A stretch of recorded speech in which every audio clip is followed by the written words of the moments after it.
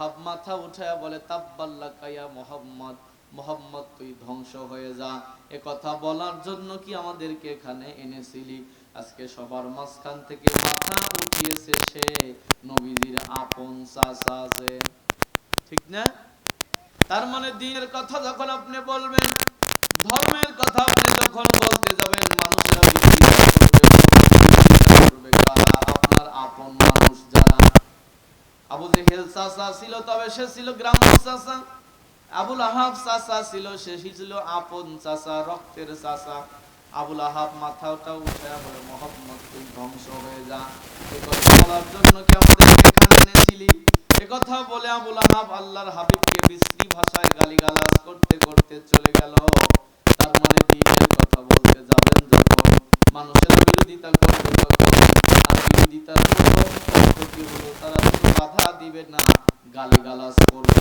আয়তো ভালো পথে বলতে চান, সত্য কথা বলতে চান, কিছুমাত্র গালি খাওয়া লাগে। বুঝলাম? আমার বন্ধুরা, গালি দেওয়ার এই নীতিটা শুধু পৃথিবীতে আজকে নয়, বরং তামাম পৃথিবীতে গালি দেওয়ার এই নীতিটা, ইসলামের উপর গালি দেওয়ার নীতিটা বিভিন্ন সময় বিভিন্ন কৌশলে বিভিন্ন ভাবে এসেছে, ইতিহাসে এসেছে।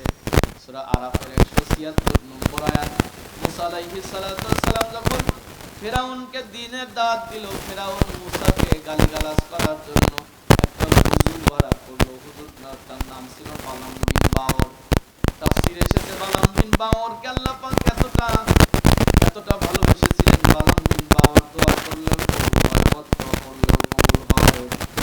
বালাম বিন বাওরকে ফিরাউন ভাড়া করে এনে বলল, শোন, এই মুসার বিরুদ্ধে বদদোয়া করা লাগবে। বালাম বিন বাওর জানে সবার বিরুদ্ধে বদদোয়া করলে মুসার বিরুদ্ধে বদদোয়া আমারটা কবুল হবে না। বলল, না, আমি বদদোয়া করতে পারবো না। ফেরাউন বলল, বেটা, তোর 14 গোষ্ঠীকে সরকারি চাকরি দিয়েছে আমি, তুই নিজে আমার আন্ডারে চাকরি করে খাস, অথচ তুই বদদোয়া করবি, চাকরি চলে যাবে। এ কথা বলে যখন হুমকি ধামকি দিতেছে, বালাম বিন বাওর রাজি হয়ে গেল। কারণ চাকরি বাজানো আগে দরকার, আমাদের হুজুরেরাও আছে সরকারি চাকরি করে খায়, সরকার যেদিকে যায় ওরা ওই দিকেই কথা বাড়ায় বলে। চাকরি বাঁচানোর জন্য ওরা যা খুশি তাই বলে বেড়ায়, ঈমান বাঁচানোর চেষ্টা ওরা করে না, ঠিক না? বালাম বিন বাওর বললেন, ঠিক আছে, আগামীকাল আমি বদদোয়া করব, তবে মাঠের ভিতরে বদদোয়া করব, সারা দেশের মানুষ যেন আমার সাথে হাত তুলে আমিন বলে। বলে ঠিক আছে। সারা দেশের মানুষকে বলল, হাজার মানুষ সমবেত হয়ে গেল মাঠের মধ্যে। বালাম বিন বাওর মাঠের মধ্যে হাত তুলে বলতে, হাল্লিক মুসা, আল্লাহ মুসাকে ধ্বংস করে দিলাম। হাল্লিক জিব্বাটা উল্টে গেছে, হাল্লিক মুসা। যখন জিব্বা উল্টে গেছে, আল্লাহর সাথে সাথে জিব্বাটাকে প্রাণ দিয়ে বুকের সাথে লাগিয়ে দিয়েছে। বালাম বিন বাওর কথা বলতে পারছে না। কয়েকদিন পর্যন্ত মুখ দিয়ে, চোখ দিয়ে, নাক দিয়ে, কান দিয়ে রক্ত বের হতে হতে বালাম বিন বাওর মারা গেল।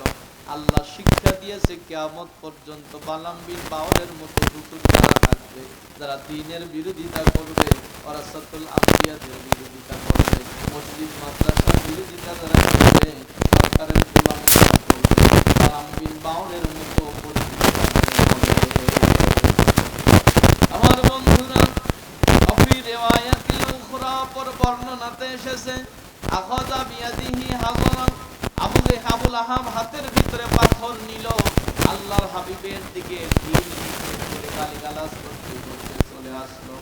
নবী আমার মাথাটা নিচু করে দাঁড়িয়ে আছে, কারণ আবুল আহাব যখন গালিগালাজ করতে করতে চলে যায়, সব মানুষই চলে যাচ্ছে, বলতেছে যে ওরা আপন চাচাই ওকে মানে না, ওরা আবার আমরা কেমন মানবো?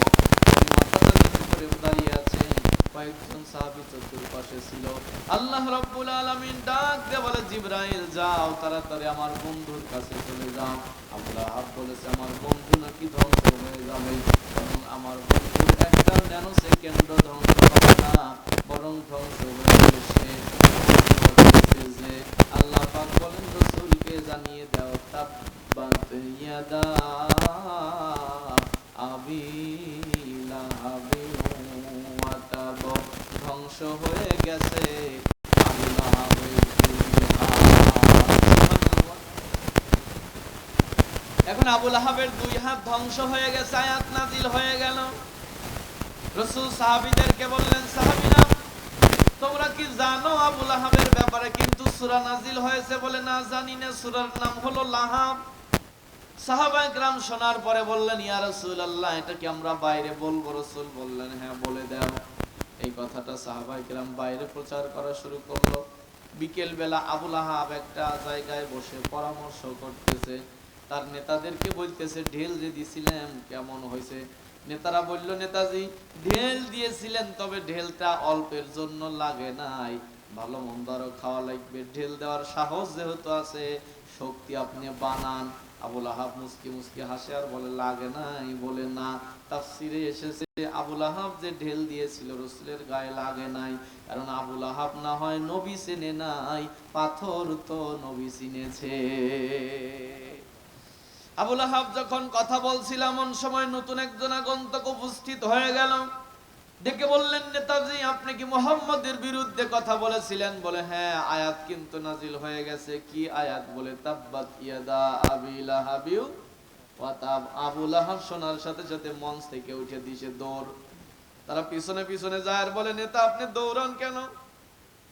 বলে আয়াত নাজিল হয়েছে আমার বিরুদ্ধে, আমি দৌড়াবো নাকি তোরা দৌড়াবি? তারা ডেকে বলল, নেতা আপনি কি মুহাম্মাদের খোদাকে খোদা মানেন? বলে না। মুহাম্মদকে কি নবী মানেন? বলে না। তাহলে মুহাম্মদ যা খুশি তাই বলুক, মুহাম্মদের খোদায় যা খুশি তাই বলুক, তাতে ভয় পাওয়ার কি আছে? আবুল আহাব কান্দে আর বলে, আমি মুহাম্মদকে নবী মানি না, মুহাম্মদের খোদাকেও খোদা মানি না, কিন্তু আমি লক্ষ্য করে দেখেছি রে,